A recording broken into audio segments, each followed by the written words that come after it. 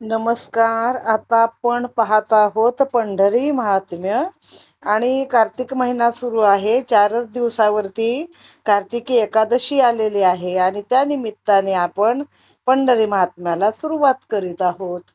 आज बुधवार, पांडुरंगाचा वार. तारीख आहे 28/29/2025. वक्रतुंड महाकाय सूर्यकोटी समप्रभ निर्विघ्नं कुर्मे देव सर्वकार्येषु सर्वदा. गुरुर्ब्रह्मा गुरुविष्णू गुरुर्देव महेश्वरा गुरु साक्षात परब्रह्म तस्मै श्री गुरुवे नमः. आता आपण पांडुरंग अष्टकामधील एक एक ओळ आपण प्रत्येक अध्यायाच्या आधी म्हणूया. महायोग पीठे तटे भीमरथ्या वरम पुंडरीकायं दान्तु मुनेन्द्रै समागत्य तिष्ठन्त मानन्दकन्दं परब्रह्मलिंगं भजे पांडुरंगं. जय जय पांडुरंग हरी वासुदेव हरी. पहिले छोटासा कथाभाग आहे तो सांगून घेऊया, म्हणजे लोकांना अर्थ कळतो. प्राकृताचा काही लोकांना अर्थ कळत नाही. श्री गणेशायन महा. कवी श्रीधर स्वामी हे या पांडुरंग महात्म्याच्या निवेदनाचा प्रारंभ करताना ग्रंथरचनेच्या परंपरेप्रमाणे प्रथम मंगलाचरण करतात. आपले पिता आणि सद्गुरू जे ब्रह्मानंद महाराज त्यांना विनम्र भावे अभिवादन करतात. सद्गुरू हेच परब्रह्म कसे त्याचे वर्णन करून ते श्रोत्यांना म्हणतात की पद्मपुराणात शिवपार्वतीच्या संवादातून जो पांडुरंग महात्म्याचा भाग आलेला आहे तोच मी आता आपणास निवेदन करत आहे. तुम्ही तो ध्यान देऊन ऐका. एकदा सखी पार्वतीने शिवांना विचारले, प्रभू, सारे विश्व तुम्हाला देवांचे देव महादेव म्हणतात. असे असताना तुम्ही कोणत्या देवाचे ध्यान करता? आता बघा, राम हाच कृष्ण आणि कृष्ण हाच पांडुरंग आहे. कारण बऱ्याच ठिकाणी आपण ऐकले की शंकर हे रामाचं ध्यान करतात, किंवा शंकराच्या कंठात जी राम नावाची 2 अक्षरं ठेवली त्या अक्षरामुळे शंकराच्या गळ्याचा विषप्राशन केल्याचा दाह कमी झाला. आता याच्यामध्ये थोडं वेगळं आहे, कारण तोच पांडुरंग आहे. तो देव नेमका कोणता आणि कुठे आहे असे पार्वतीने विचारले. त्यावर शंकराने, आपण श्री विठ्ठलाचे ध्यान करतो. आपले हे उपास्य दैवत पंढरपुरास अर्थात दक्षिण द्वारकेस आहे. पंढरपुराला दक्षिण द्वारका देखील म्हटलं जातं असे तिला सांगितले. तेव्हा पार्वतीने तो द्वारकेचा राणा इकडे दक्षिणेकडे येण्याचे कारण काय असे विचारले. तेव्हा शिव म्हणाले, पूर्वी एकदा इंद्राची अंगना, जिचे नाव शची. इंद्राची अंगना म्हणजे इंद्राची पत्नी इंद्रायणी शची. आता याचा हरिविजयामध्ये पण उल्लेख आहे बरं. ती एकदा इंद्राचं दर्शन करण्यासाठी वैकुंठामध्ये आली. तर अत्यंत लावण्य रूप आहे. सुंदर ते ध्यान उभे विटेवरील लावण्यच आहे ना, लावण्याचा गाभा येतो. अशी ती विष्णूंकडे आली आणि भक्तिभावाने वंदन केलं. तेव्हा तिच्या मनात आलं की मला यांच्या पत्नीचं स्थान केव्हा मिळेल, किंवा मला यांच्या अंकावर बसायला कधी मिळेल. तर तिने सांगितलं, देवा, माझी इच्छा आहे की तू मला स्वीकार करावास आणि तुझ्या अंगावर मांडीवर मला बसवावंस. मग देव म्हणाले, ह्या अवतारात तर काही विष्णू अवतारात शक्य नाही, पण तू माझे घोर तप कर. पुढे कृष्ण अवतारात मी तुझ्या मागणीचा जरूर स्वीकार करेन. त्याप्रमाणे तिने खरोखर भगवंत प्राप्तीसाठी अतिघोर तप केले. आणि पुढे मग कृष्ण अवतारामध्ये ती राधिकेच्या रूपात देवांना भेटली. तिचे तप आणि दिलेल्या वचनाप्रमाणे देवांनी तिला आपल्या जवळ बसवले, अंगी बसविले.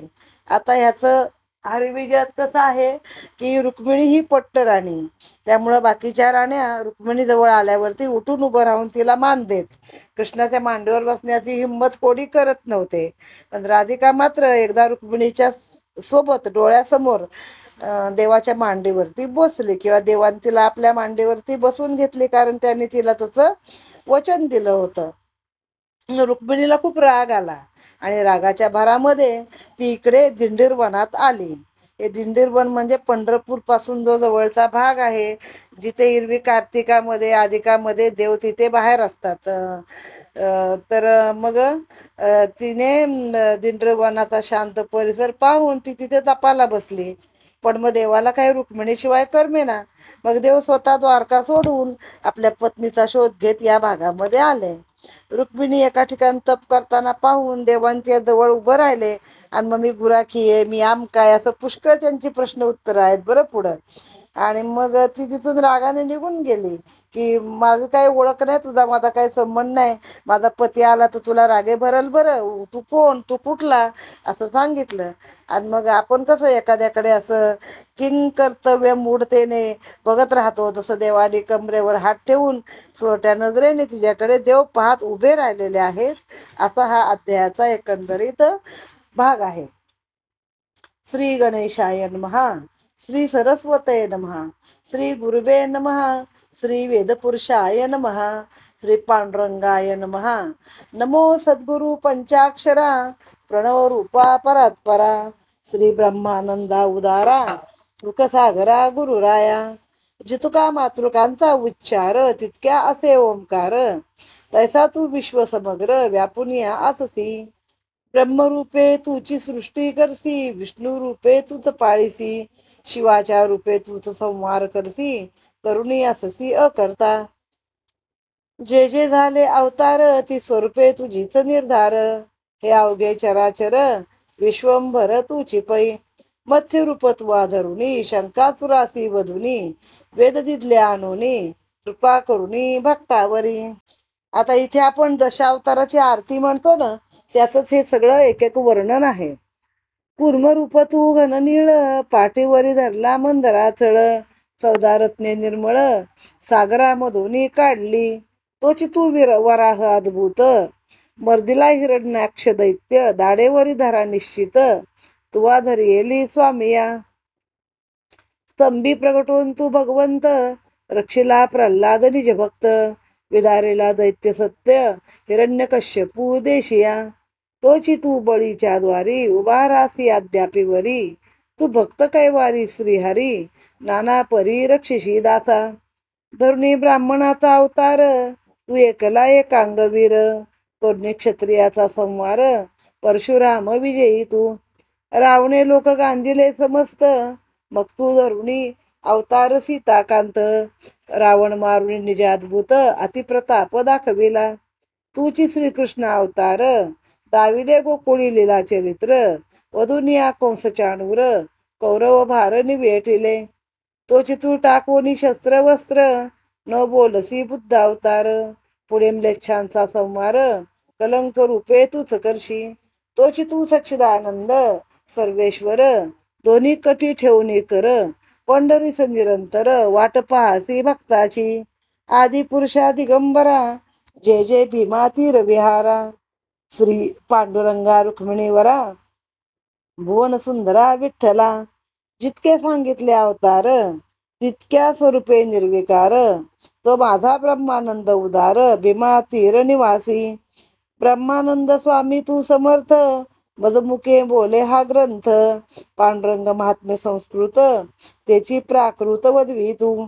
माझी आवडी थोर, वर्णावे पांडुरंग चरित्र, तेने श्रोतियाचे श्रोत्र, श्रोत्र म्हणजे कान, सुखावती ऐकता. ऐकोनी ऐसिया बोला, श्री ब्रह्मानंद संतोषला, तोची हृदय प्रगटला, आरंभ केला तेनेची.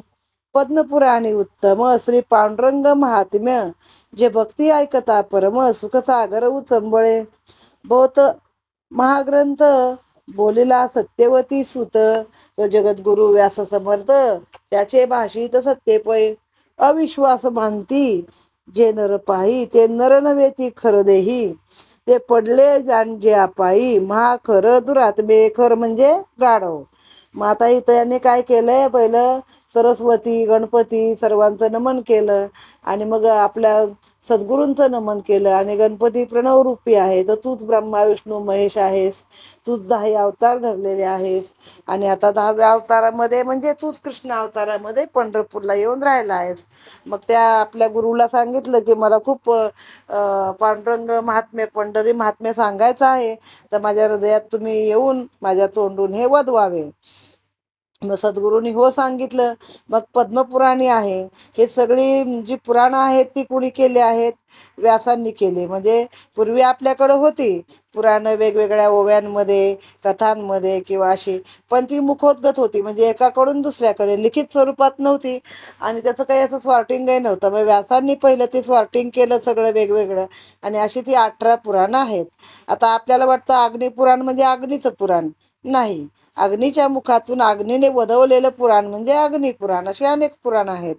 मग त्याच्यामध्ये त्याने आता सांगितलं की हे ऐका तुम्ही पुराण मन ठेवून, अविश्वास धरू नका. नाही तर अविश्वास म्हणजे नर नाही, ते खर आहेत, म्हणजे गाढवा आहेत ते, असं त्याच्यामध्ये सांगितलेलं आहे. असं होतं ते दुर्जन समजतं.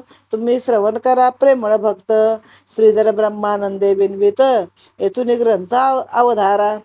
कैलासी शिवाप्रती प्रश्न करती झाली पार्वती, म्हणे देवादिदेवा जगतपती, सच्चिदानंद स्वरूप तू. माझा एक संशय छेदावा, तुझा महिमा सदा शिवा. कोणे वर्णावा अद्भुत, तुझ्या गळाची रुंडमाळा, तिचा महिमा मज आकळा. माझे स्वरूपे निर्मळा, माळेपासून दाविली. जितके रुंडमाळेचे मणी, त्यापासून एक एक भवानी. माझी स्वरूपे मजनयनी, दाखविली सदाशिवा. तेवढी करणी तुझी अभिनव, तस्मात तू देवादिदेव. सद्गुरु तू सदाशिव, मनोभाव पूर्वी माझा. तुम्ही करता ज्याचे जपधान, तो ऐसा आहे कोण, हे मज सांगा सुमुळापासून. सदाशिवा जगतपती. शिव म्हणे ऐक सावधान, जे निर्गुण निष्कलंक शुद्ध रंजन. ते व्योमातीत चिदानंदघन, इंद्रिया पूर्ण अगोचर. तो महाविष्णू जगन्नायक, तो परिपूर्ण चित प्रकाशक. त्याचे स्वरूप अटक, वेदा आणि पुराणा. जेथे वाचा निवर्तिलिया, ठाव नाही वर्णावया. तैसे आकाश व्यापूनिया, सर्वासही वेगळे. ऐसा जो श्री भगवान, त्याचे पाय मी हृदय धरून, अखंड करतो त्याचे ध्यान. वरानने पार्वती. तर तो योगी याच्या ध्याना, कैसे आले पंचानना. निराकार अलक्षणेना, लक्षा कैसे आले ते. पार्वती म्हणे स्वामी परियसी, जे अगोचर इंद्रियासी. जे न कळे श्रुतीसी, ते व्यक्तीसी आले नाही. शिव म्हणे साचार, हे गोष्टी भवानी बहुथोर. वेदघोषाधिका निर्धार, हा विचार समजेना. आत्माना विचार करता, ते सुख मग ये हाता. ते परब्रह्म तत्वता श्रीकृष्ण रूपे अवतरले. तो मथुरे माझे अवतरला, गोकुळी दैत्या संहार केला. गोवर्धन नखावरी धरला, अग्नी गळला 12 गावे. केले कलिया मर्दन, अगबक केशिया संवारून. वृंदावनीचे तृणपाषाण, लावणी चरण उद्धरिले. 6 मासाची करोनी रात्री, भोगिल्या गोकुळीच्या युवती. परिउर्वरेता श्रीपती, अधोगती नाही वीर्यासी. मग येऊनी मथुरापुरा, मुष्टिक चाणूर कंसासुरा. मर्दिले महादैत्य भांडीरा, जरासंधा पडविले. 17 वेळे पराजय, जरासंधा दिला यादवराये. पुढे काळ यवनाचे भये, मथुरा नेली द्वारके. काळ यवना मी वरदे सदाशिव, तुझ पुढे होय यादवा भय. म्हणून देवादिदेव माझे वचन सत्य करी. मुचकुंद विभरी काळ यवन, भस्म करून येऊन लागता क्षण. रुक्मिणी सहित नारायण, द्वारकेस राज्य करी. 16 सहस्र गोपिकाच्या घरी, एकची वसे श्रीहरी. सच्चिदानंद निर्विकारी, चराचरी व्यापक जो. पांडव कैवारी यादवेंद्र, केला कौरवाचा संहार. भक्त पाळक सर्वेश्वर, परात पर अवतरला. ऐसे पार्वतीचं शिव सांगत, ह्याची कथा रसाळ अद्भुत. नारद शेषा प्रतिकथित, सादर ऐकीत भोगीराव. शौनकादिक ऋषी समजता, सूत सांगे ह्याची कथा. तूही सादर ऐक तत्वता, भक्त श्रोते सौभाग्य हो. देवी म्हणे कैलासनाथा, पुढे सांगा ह्याची कथा. यावर झाला काय करिता, देवादिदेव द्वारके. शंकराने सांगितले, चराचराचं भरण पोषण करणारा जो विष्णू आहे, त्याचंच मी ध्यान करतो. एक प्रकारे तोच राम आहे, तोच विष्णू आहे, आणि तोच पांडुरंग आहे. तर मग आता त्याने कसं कृष्ण रूप धरलं, कसा गोकुळात अवतार घेतला, मुचकुंदा ऋषीच्या साठी देवाचं हे वचन खरं करण्यासाठी कसा पळाला, कशा त्या गोपींबरोबर ती रासक्रीडा केली. मग मथुरेमध्ये येऊन आधी गोकुळामध्ये दैत्यांचा संहार केला, नखावरी गोवर्धन धरला, 12 गावं अग्नी गिळला, कलियामर्दन केलं, अगबक केशी यासारखे राक्षस मारले, वृंदावनाचे तृणपाषाण देखील पाय लावून आपले उद्धार केलेले आहेत. आणि मग तो मथुरेला आला. मुष्टीर चाणूर कंसाला मारलं, जरासंधाला पळवून लावलं, 17 वेळ त्याला पळवून लावलेले. शेवटी त्यानं लोकांसाठी द्वारका वसवली, तर तो काय तेवढ्या वेळा युद्ध करून पळवायला कबूल होता. मग काळ यवनाला शंकराने म्हणे मीच वर दिला होता की तुला तुझ्या पुढे यादवांना भय वाटेल. माझं वचन खरं करण्यासाठी तो पळत सुटला आणि मग तो गेला ना विवरामध्ये. स्वतःचं उत्तरीय होतं पितांबर तो टाकला मुचकुंद ऋषींच्या अंगावर. आणि मग त्यांनी हे केलं होतं, मला कोणी झोपेतनं उठवू नका, उठवल त्याचं मी भस्म करीन. मग काळ यवनानं जाऊन लाथ घातली. मग मुचकुंद ऋषी उठले आणि त्याला तिथं क्षणामध्ये भस्म केलं आहे. मग रुक्मिणी समवेत आपलं राज्य केलं. 16,000 गोपिकांची एकाच वेळी लग्न लावली. त्यांना सगळ्यांना तेवढं म्हणजे तारून नेलं थोडक्यात त्याने. असा जो पांडवांचा कैवारी आहे, त्यानं कौरवांचा संहार केला. आता ही कथा कोण कोण कोण कुणाला सांगते बघा. पहिले शंकर पार्वतीला सांगतात, नारद शेषाला सांगतोय, शौनक ऋषी इतर ऋषींना सांगत आहेत, शौनक आदी ऋषींना सूत ऋषी सांगतात. हे बघा सगळीकडे आपण असतो, सूत सांगे शौनकादिका प्रती, म्हणजे बाकीच्या सगळ्यांना ही कथा. आता ऐका. मग पार्वती म्हणाली पुढं काय झालं ते मला सांगा. शिव म्हणे ऐक गोरटी, पूर्वी विष्णू असता वैकुंठी, वर्तली एक गोष्टी त्याची ऐके सादर. सुरेंद्राची अंगणा, शची आली विष्णू दर्शना, देखून या वैकुंठ राणा, मधुर वचन बोलत. म्हणे स्वामी मुरारी, मी बैसेन तुमचे मांडीवरी, ऐसी इच्छा अंतरी, उठली माझ्या भगवंता. ऐकून हसला श्रीहरी, तू 60 सहस्त्र वर्षे तप करी, मग कृष्ण अवतारी, राधा सुंदरी होसी तू. मग द्वारके माझारी, लक्ष्मी ठेवून क्षणभरी, तुझं बैसवी ना अंकावरी, सत्य साचार कामिके. ऐसे ऐकोनी वचन, शचीने तप केले दारुण, त्याची राधिका होऊन गोकुळासी पातली. बाळपणी भोगीत श्रीकृष्ण, तोची मथुरेस गेला जगनमोहन. हरे वियोगन 6वे म्हणून गुप्त झाली राधिका, वेश पालटून मागुती, त्याची प्रगटली द्वारावती. देखून या रुक्मिणीपती, हास्य करी ती राधा, करून या साष्टांग नमना. म्हणे सर्वेशा श्रीकृष्णा, तू मुद पूर्वी बोललासी वचना, अंकी आपल्या बैसवीन. ऐकून संतोषे जगज्जीवन, राधे लागे आलिंगून, अंकी घेतले बैसून, दिव्य लावण्य स्वरूप तिचे. ते रुक्मिणीने देखून ती झाली परम क्रोधायमान, चालली तत्काळ रुसून, म्हणे याचे बदन पाहे मी. पाहून या एकांत स्थान, तप मांडिले दारुण, मज शोधावया जगज्जीवन, येईला आपण या ठाया. दंडकारण्य गोदा तीर, तिचे उत्तरेसी तीर्थभव सुंदर, त्याहुनी विशेष अपार, दक्षिण दिशे पै. दक्षिणे कोल्हापूर क्षेत्र, काशीहुनी शतगुणे थोर, जेथे असता एक रात्र, होय उद्धार प्राणिया. याच पूर्वेसी 12 गावे, कृष्णा तीर सुंदर बर्वे, सूर्यालय क्षेत्र जाणावे, अतिउत्तम साजिरे. त्याच उत्तरे 12 योजने, दिंडीर वन महावन, लोहदंड क्षेत्र संपूर्ण, क्षेत्र नाव जाणपा. तसं दंडकारण्य होतं ना, तसं हे लोहदंड क्षेत्र आहे. आता काय सांगितली याची कथा, की पूर्वी आधी आपण सारांशामध्ये पाहिलेलीच आहे. तीच कथा ही आहे की ती एकदा वैकुंठात गेली, मग तिचं मन विष्णूवर गेलं. मग तिनं विष्णू सांगितलं मला मांडीवरती बसव. विष्णू म्हणला 60,000 वर्ष तू तप कर आणि राधिका रूप घेऊन तू अवतरशील पुढच्या, तेव्हा मी तुझं वचन पूर्ण करेल. त्याप्रमाणे ती गोकुळात त्याला खेळवायला घेऊन जायची. पुढे मोठा झाल्यावर तो मथुरेला गेला. मग ती गुप्त झाली आणि गुप्त रूपाने ती द्वारकेत प्रगटली. आणि तिथं रुक्मिणीच्या समोर श्रीकृष्णानं तिला आपल्या मांडीवर बसवलं, कारण तिनं आठवण करून दिली की तू मला हे वचन दिलेलं आहे. मग काय झालं, रुक्मिणीला खूप राग आला आणि मग ती इकडं आली. मग आता कुठून कसं किती लांब आहे सगळं सांगितलंय.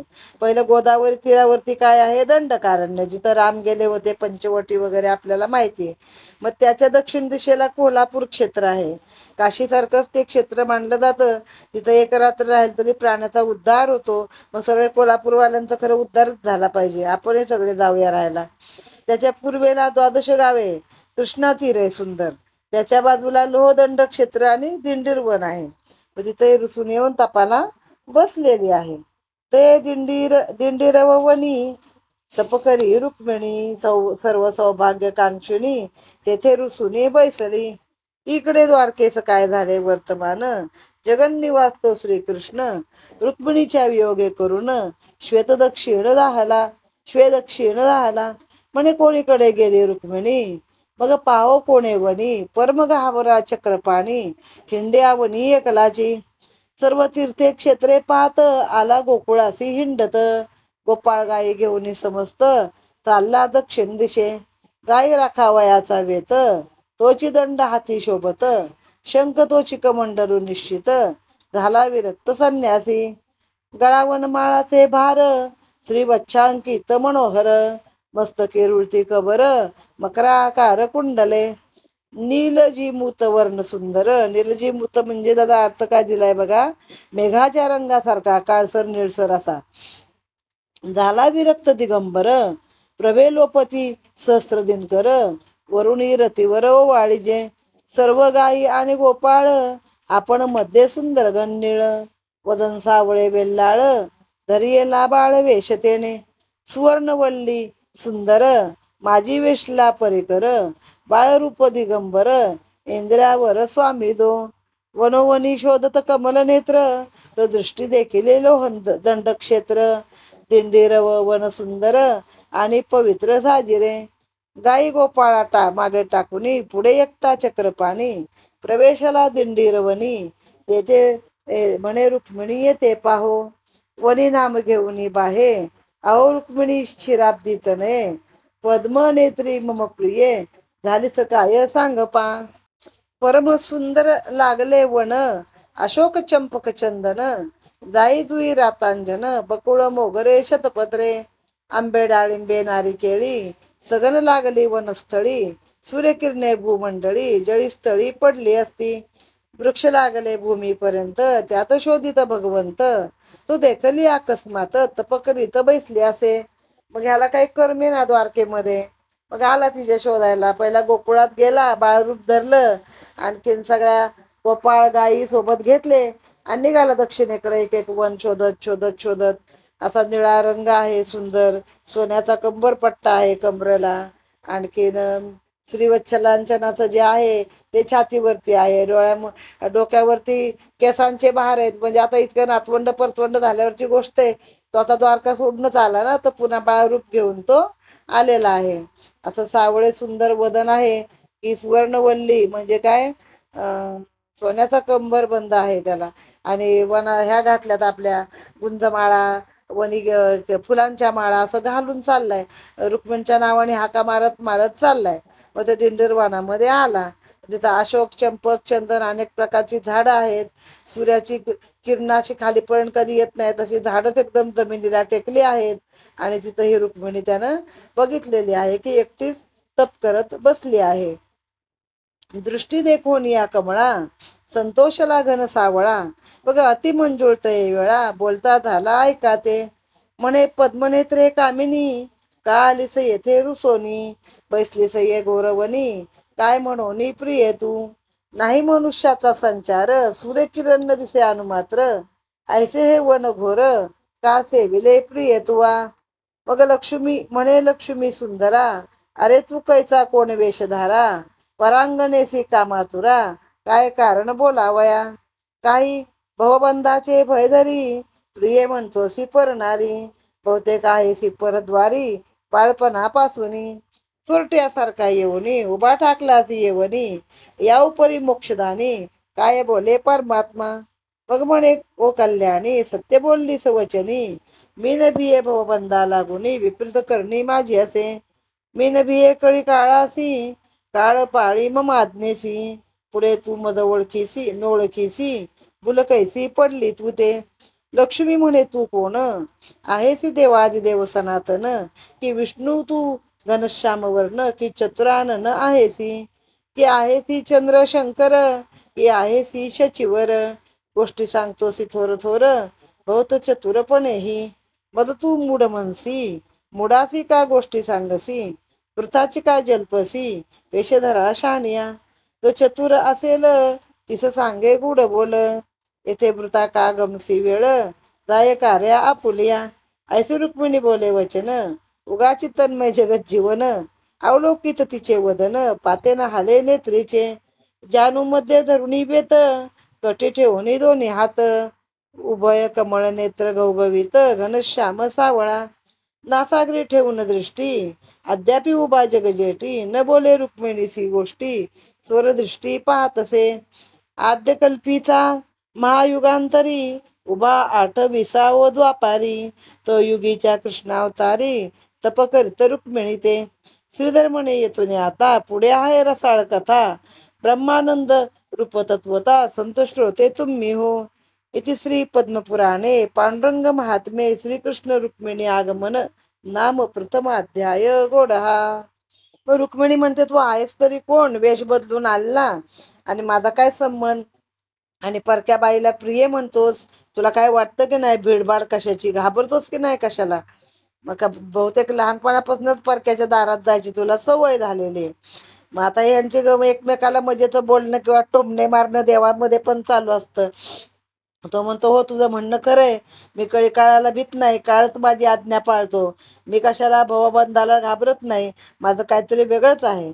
लक्ष्मी म्हणते तू आहेस तरी कोण, तू काय विष्णू आहेस का, तू गणपती आहेस का, तू चंद्र आहेस का, सूर्य आहेस का, शंकर आहेस का, इंद्र आहेस का, एवढ्या मोठ्या मोठ्या गोष्टी सांगतोस कुणाला. मी मूर्ख म्हणे, मूड आहे, मला काय कळतंय, मला कशाला या गोष्टी सांगतो. ज्याला कुणाला शहाणपण शिकवायचे त्यांना सांग जा, माझ्या समोर काय तू उभा राहू नको. मग आता देवाने काय केलं, ते आपल्या हातातला वेत होता गुरा हाकण्याचा, ती काठी अशी दोन पायाच्या मध्ये उधरली, कमरेवर दोन्ही हात ठेवले आणि तिच्याकडे मान तिरपी करून असा बघत उभा राहिलेला आहे, तन्मय झालाय आणि चोर दृष्टीने हळूच तिच्याकडे बघतो आहे. तो असाच 28 युग पुढे नंतर तिथेच उभा राहिला. कृष्ण अवतारातून सरळ तो पांडुरंग अवतारात आला. आणि 28 युग आहेत बघा, 4 युग आहेत आपल्याला माहिती, पण ते 4 युग 28 वेळा जातात. त्यानंतर प्रलय होतो आणि सगळ्या गोष्टीचा नाश होतो. तर इथंही आता संपलेलं आहे कृष्ण रुक्मिणी दोघांचं दिंडरवनातलं आगमन, पंढरीतलं आगमन, एवढी कथा या अध्यायामध्ये असून इथे हा पहिला अध्याय समाप्त. बोला पुंडलिक वरदा हरी विठ्ठल. श्री ज्ञानदेव तुकाराम पंढरीनाथ महाराज की जय.